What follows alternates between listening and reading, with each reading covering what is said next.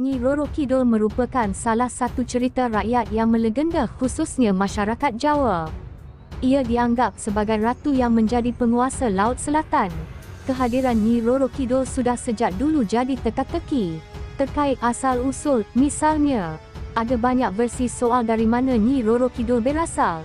Yang paling santer adalah tentang Nyi Roro Kidul sebagai puteri keturunan Raja Kediri. Versi lain meyakini Nyi Roro Kidul sebagai keturunan Raja Erlangga dari Kahuripan. Belakangan, Nyi Roro Kidul juga disebut sebagai puteri dari Raja Pajajaran. Pada zaman dahulu, tepatnya di daerah Jawa Barat, terdapat sebuah kerajaan bernama Pakuan Pajajaran. Kerajaan tersebut dipimpin oleh seorang raja yang sangat bijaksana dan arif, iaitu Raja Prabu Siliwangi. Di bawah, rakyat sangat bahagia dan menghormati sang raja kerana kepemimpinannya membuat hidup para rakyat sejahtera. Prabu Siliwangi mempunyai cukup banyak anak dari isteri dan para selenya, salah satunya bernama Puteri. Ia adalah seorang gadis yang sangat cantik jelita, baik hati dan memiliki sifat yang sama seperti ayahnya. Meski demikian, Prabu Siliwangi sangat menyayangi Puteri. Seiring bertambahnya usia, Puteri pun memiliki paras yang cantik.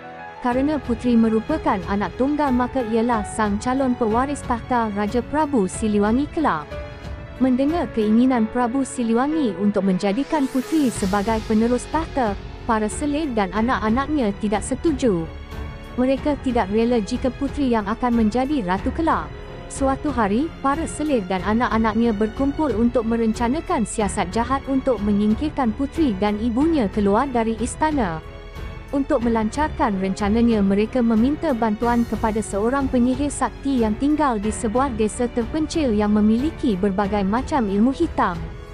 Singkat cerita, penyihir suruhan selir dan anak-anak Prabu Siliwangi tersebut memberikan kutukan Puteri agar tidak menjadi pewaris tahta sang raja. Dengan ilmu hitam ia, Puteri dan ibunya agak menderita penyakit kusta. Puteri dan sang permaisuri mengidap penyakit kusta yang tak kunjung sembuh. Prabu Siliwangi yang merasa heran melihat penyakit aneh pada kedua orang kesayangannya itu langsung memanggil tabib istana untuk melakukan pengobatan. Tetapi setelah dicoba dengan berbagai macam ramuan, sang tabib istana tetap tidak dapat menyembuhkan mereka. Penyakit Puteri dan ibundanya pun bertambah parah. Puteri dapat bertahan menghadapi penyakit yang dideritanya. Namun, sang ibunda tidak dapat bertahan hingga akhirnya terakhir. Puteri dan raja sangat terpukul dengan meninggalnya permaisuri. Sang Prabu juga sangat sedih melihat kondisi Puteri yang tidak menunjukkan tanda-tanda kesembuhannya, apalagi ia yang nantinya akan meneruskan tahta kerajaan. Pada suatu hari, para selir dan anak-anaknya datang menemui raja untuk menghasut agar Puteri diusir. Awalnya, raja menolak. Namun, kerana takut penyakitnya menular dengan terpaksa Prabu Siliwangi menyetujui usulan tersebut. Tanpa sepengetahuan raja, Puteri yang mendengar pembicaraan tersebut sangat kecewa dan memutuskan melarikan diri dari istana.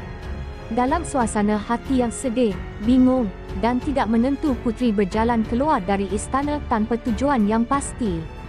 Selama berhari-hari ia berjalan tanpa arah hingga akhirnya tiba di pesisir pantai selatan Pulau Jawa yang memiliki banyak batu karang dan ombak besar.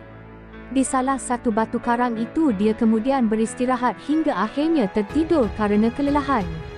Dalam tidurnya, Puteri bermimpi dan mendengar bisikan gaib yang menyuruhnya diri ke laut demi kesembuhan penyakitnya. Puteri pun terbangun dari tidurnya.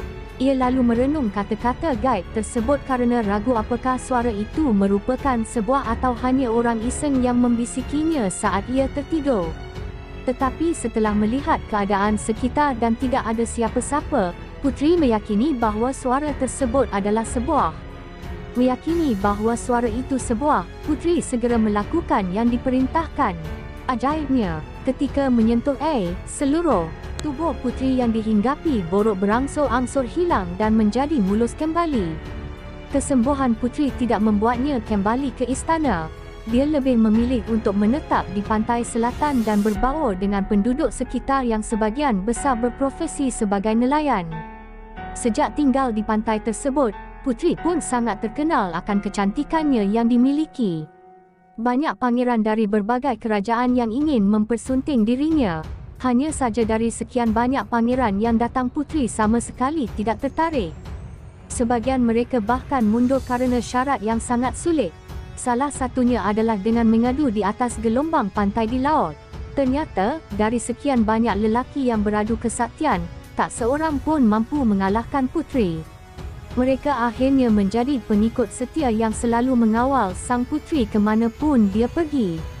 Sejak itulah puteri dikenal sebagai Ratu Penguasa Laut Selatan Pulau Jawa, iaitu Nyai Roro Kidul.